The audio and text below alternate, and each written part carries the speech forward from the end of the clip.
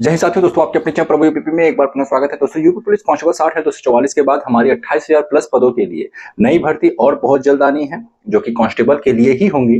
और सबसे खास बात है कि ये जो हमारी नई भर्ती आ रही है, इसमें महिलाओं के लिए पहली बार जो है पीएसी बटालियन के लिए जो है कि अलग से सीटें निकाली गई है। आप जानते हैं कि बदायूं, लखनऊ और गोरखपुर, ये तीन जो है नए बटालियन बनाए जाएंगे पीएसी के। और अगर हम बात करें लखनऊ का, तो वो जो है बीच के उत्तर प्रदेश के एरिया को कवर करेगा। वहीं गोरखपुर जो है पूर्वांचल जो उत्तर प्रदेश का एरिया है उसे कवर करेंगे। और वहीं जो बदायूं है वो जो पश्चिमी उत्तर प्रदेश है, वहां पे जो है महिलाओं की जो तैनाती की जाएगी। ठीक है, पीएससी की ये तीन जो है बटालियन बनाए गए हैं। ये भी प्रारंभ है, आगे और भी बटालियन जो है नए नए सृजन किए जाएंगे। दोस्तों यूपी पुलिस कांस्टेबल में जैसा कि आप सभी जानते हैं कि महिलाओं को 20% का जो है आरक्षण प्राप्त है। मतलब कि कोई वैकेंसी आती है उसका 20% जो है, ठीक है, वो महिलाओं के लिए ऑलरेडी रहता है। लेकिन ये उसमें 20% है जिसमें महिलाओं के लिए जो है सीटें होती हैं। ऐसा नहीं है, अगर आप देखो तो शायद फायरमैन में महिलाओं के लिए सीटें नहीं है। और वहीं अगर हम देखें जेल वार्डन में, तो जेल वार्डन में महिलाओं के लिए सीटें रहती हैं। ठीक है, जितनी भी सीटें निकलेंगी जेल वार्डन में, उसमें 20% जो सीटें होंगी वो महिलाएं के लिए होंगी।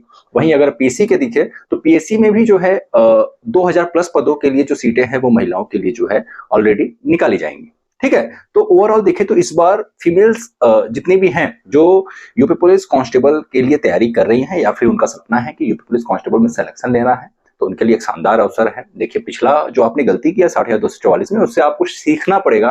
आपने जो गलतियां किया है उससे सीख लेते हुए इस वैकेंसी में उन गलतियों को आप न दोहराएं, ये बहुत इंपॉर्टेंट हो जाता है। इस वीडियो में हम बात करेंगे कि 60,244 में आपने जिस गलती के कारण आप सिलेक्शन से बाहर हुए हो, कैसे आपको इस भर्ती के लिए आपको तैयारी करना है, कैसे आपको सिलेक्शन लेना है, इन सारी चीजों पर हम बात करेंगे इस वीडियो में।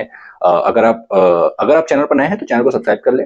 इस वीडियो में हम कुछ इंपॉर्टेंट और बहुत ही आवश्यक बातों पर जो है चर्चा करेंगे, जो कि आपके लिए इंपॉर्टेंट होगा। दोस्तों एक चीज मैं बता दूं, जो हमारी यूपी पुलिस न्यू वैकेंसी है 2025, ठीक है, ये अलग अलग इकाइयों के लिए जो है आपकी भर्ती निकाली जाएगी। ठीक है, आपको सब कुछ तो पता चल ही गया होगा कि किसमें कितना वैकेंसी है। सारी चीजें मैंने पहले भी बताया है पिछले वीडियोस में। इस वीडियो में हम बात करेंगे स्ट्रेटजी पर, खासतौर से जो फीमेल कैंडिडेट्स हैं। क्योंकि होता क्या है कि मैंने देखा है कि जो महिलाएं हैं ना, वो मैथ से बहुत ज्यादा भागती हैं। मैथ का नाम लेने मात्र से ही जो है, मतलब वो जो है ना, अंदर उनके डर हो जाता है। और यही कारण है कि 60,244 में जिन भी लड़कियों का सिलेक्शन नहीं हुआ, उनका एकमात्र कारण था, वो था मैथ और रीजनिंग। जिनका अच्छा नहीं होगा वो सिलेक्शन नहीं ले सकती है। सबसे पहले हम एग्जाम पैटर्न की बात कर लें कि एग्जाम पैटर्न क्या होगा। देखिए, एग्जाम पैटर्न जो होगा आपका, वो सभी इकाइयों की जो हमारी वैकेंसी है सभी के लिए सेम होगा, कुछ भी अलग नहीं होगा। आपको किसी भी ऐसा नहीं है कि पीएससी के लिए अलग देना है, जेल वार्डन के लिए अलग देना है, सिविल के लिए अलग देना है, कुछ भी ऐसा नहीं है। ठीक है, तो एग्जाम पैटर्न की अगर हम बात करें तो आप जानते हैं कि रीजनिंग, मैथ, हिंदी और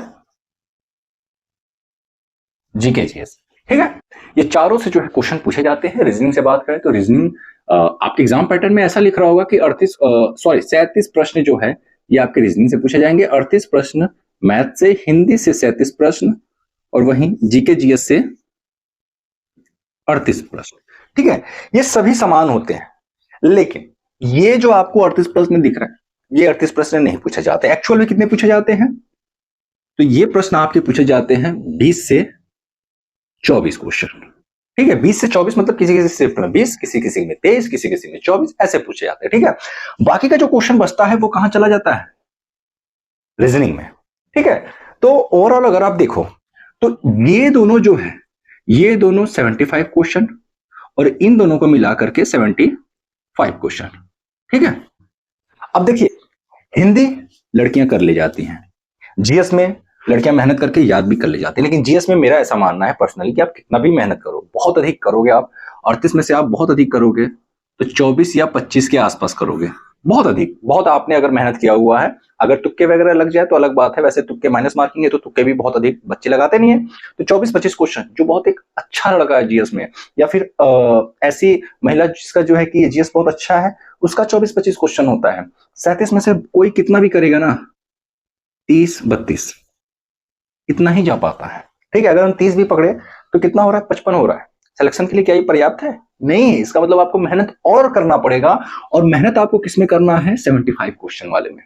मतलब कि रीजनिंग और मैथ, ये दो ऐसे हैं सब्जेक्ट जिसमें आपको अच्छा खासा मेहनत करना पड़ेगा। अभी आपके पास टाइम बहुत अधिक है, मैथ में आपको अभी से लग जाना है, ठीक है। रीजनिंग के लिए आप लोग सेक्शनल टेस्ट अभी से लगाते रहें, ठीक है। सेक्शनल टेस्ट बहुत इंपॉर्टेंट होता है। सेक्शनल टेस्ट आप रीजनिंग का भी लगाएं, मैथ का भी लगाएं, ठीक है। जब आपको लगे कि हमारा सारा सिलेबस कंप्लीट हो गया है, तब आप जो है फुल मॉक टेस्ट के साथ जा सकते हैं, ठीक है। अगर आपका पूरा कंप्लीट नहीं हुआ है तो आप रीजनिंग के लिए सेक्शनल टेस्ट लगाएं, मैथ के लिए सेक्शनल टेस्ट लगाएं। जब आपको लगे धीरे धीरे हमारा पूरा जो है कि एरिया कवर हो गया है, तब आपको जो है फुल मॉक टेस्ट पे जाना है, ठीक है। अब देखिए मैथ के लिए मैं बता दूं, मैथ के लिए जो इंपॉर्टेंट टॉपिक्स हैं ये बहुत मतलब मायने रखते हैं। आप देखो, अगर आप देखेंगे कि नंबर सिस्टम जो है, ठीक है, नंबर सिस्टम ये बेसिक है। अगर हम बात करें परसेंटेज, ये बेसिक है, ठीक है। अगर हम बात करें रेशियो, ये भी बेसिक है, ठीक है। एवरेज, ये सभी बेसिक चैप्टर्स हैं। बिना इन्हें सॉल्व किए आप जो है क्वेश्चंस को नहीं लगा सकते हैं, ठीक है। अगर आपने परसेंटेज अच्छे से नहीं पढ़ा है तो आपसे प्रॉफिट लॉस नहीं होगा, आपसे एसआई सीआई नहीं होगा, ठीक है। आपसे डीआई के क्वेश्चंस नहीं होंगे। डीआई के लिए तो ये सभी तीनों इंपॉर्टेंट है, रेशियो, एवरेज और परसेंटेज। इन्हीं तीनों का तो यूज है इसमें, ठीक है। और परसेंटेज का तो हर एक चैप्टर्स में है, चाहे आप वर्क एंड टाइम ले लो, चाहे आप टाइम एंड डिस्टेंस ले लो, ठीक है। कोई भी चैप्टर्स आप लगाने जा रहे हो वहां पे परसेंटेज का यूज है। ये चारों सब जो है टॉपिक बहुत अच्छे से आपको कवर करना है। पहले नंबर सिस्टम पढ़ो, ठीक है। उसके बाद जो बेसिक कैलकुलेशन है, जैसे कि इक्वेशन सॉल्यूशन, समीकरण हल करना, ये सारी चीजें जो है हमें हमारे जो मैथ के जो बेसिक्स है ना, उसमें ये आते हैं, ठीक है। और मैथ के बेसिक्स चैप्टर जब तक आप कंप्लीट नहीं करोगे, आप जो बड़े बड़े ये सब जो चैप्टर्स हैं, profit loss, SI CI DI, और फिर उसके बाद आपका वर्क एंड टाइम,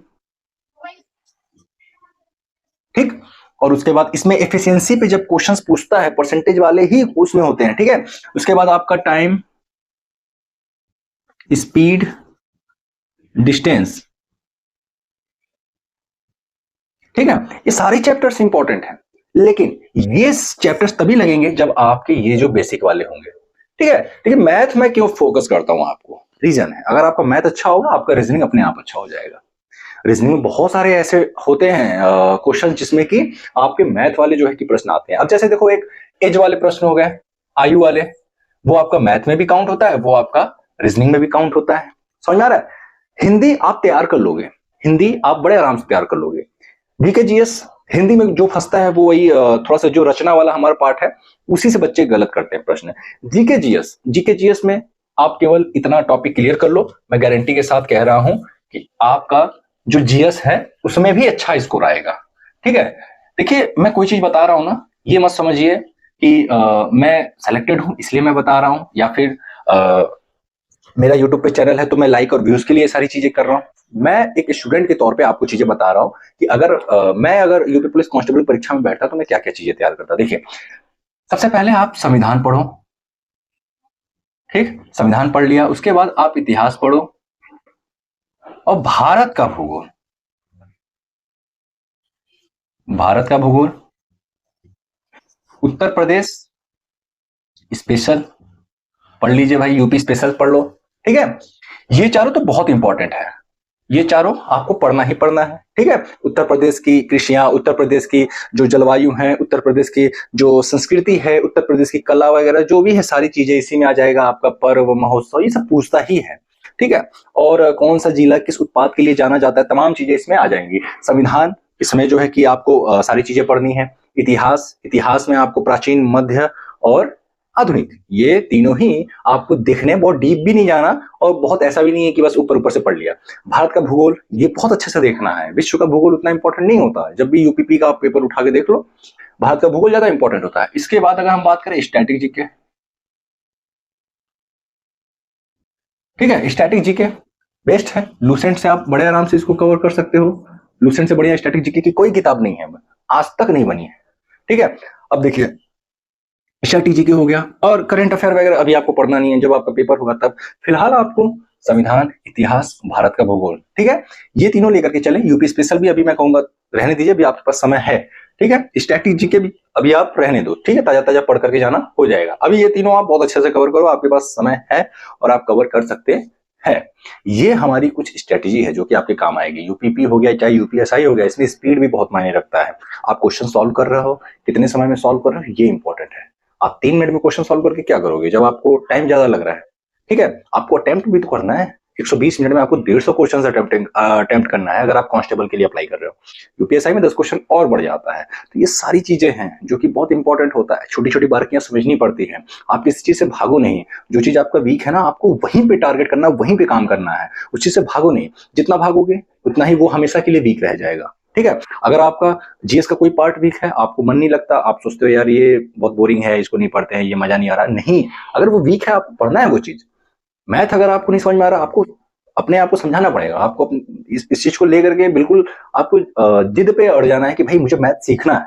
अभी आपके पास टाइम है, पर्याप्त टाइम है, ठीक है। अभी मैं भी अपनी तैयारी कर रहा हूं, तो मैं क्लासेस वगैरह तो नहीं ले सकता, वरना मैं मैथ की क्लासेस बेसिक्स जो है बहुत अधिक जो है कि मैंने लिया हुआ है पहले, और पेपर टाइम में भी लिया था 244 में। जिन बच्चों ने लिया बहुत फायदा भी हुआ। लेकिन अब जो है चूंकि मैं अपनी भी तैयारी कर रहा हूँ, तो अब समय जो है मुझे भी बहुत अधिक नहीं मिलता है। लेकिन हाँ, इतना जरूर है कि आपके लिए स्ट्रेटेजी वाले वीडियोस में लाता रहूंगा, ताकि आप सभी जो है कैसे तैयारी करना है, किस सही डायरेक्शन में कैसे आपको जो है कि हार्ड वर्क करना है, ये सारी चीजें बहुत इंपॉर्टेंट होता है। ये सारी चीजें मैं आपको समय समय पे बताता रहूंगा। उम्मीद करता हूँ ये वीडियो आपको पसंद आएगा। वीडियो कैसा लगा नीचे कमेंट बॉक्स में लिखकर जरूर बताएं। अगर वीडियो पसंद आए तो प्लीज वीडियो लाइक करें, चैनल को सब्सक्राइब करें, दोस्तों फिर मिलते हैं किसी नए वीडियो के साथ। तब तक ले जय हिंद, जय भारत।